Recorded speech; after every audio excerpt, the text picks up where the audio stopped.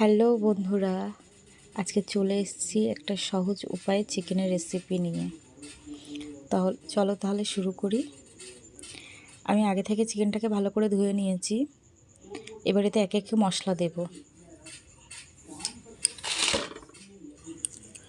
Tomato কুচি, পেঁয়াজ কুচি, আদা রসুন ঘষে রেখেছি।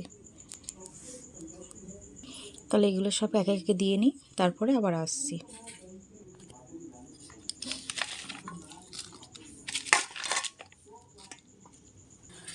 এরপরে জিরের গুঁড়ো, গরম মশলা গুঁড়ো, হলুদ গুঁড়ো, নুন, লঙ্কা গুঁড়ো, সর্ষের তেল সব কিছু একসাথে দিয়ে মাখিয়ে নেব।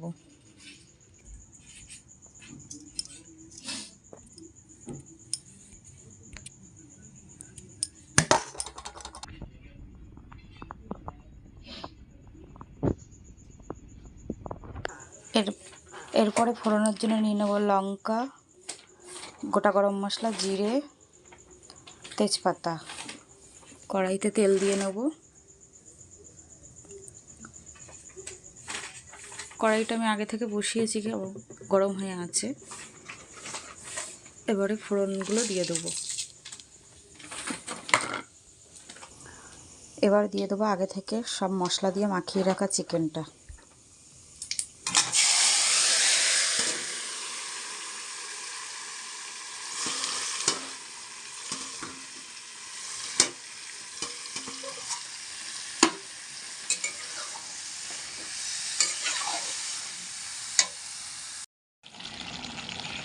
এবারে আলুগুলো দিয়ে দেব।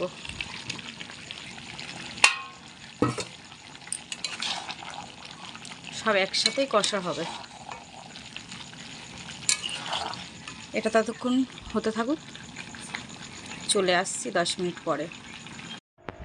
মাংসটা আমার কষানো হয়ে গেছে ভালোভাবে, তেলও ছেড়ে দিয়েছে দেখতে পাচ্ছেন। এবারে আমি জল দিয়ে দেবো এতে।